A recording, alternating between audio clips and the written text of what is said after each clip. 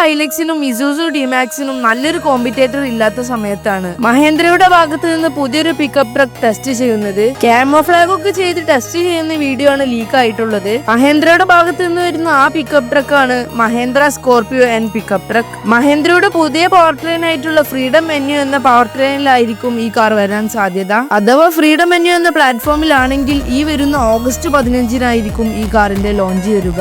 ADAS level 2, 4 wheel drive എന്നിവയൊക്കെ ഈ കാറിൽ ഉണ്ടാകും. നിങ്ങളുടെ ഫേവറേറ്റ് ട്രക്ക് ഏതാണെന്ന് കമന്റ് ചെയ്യുക.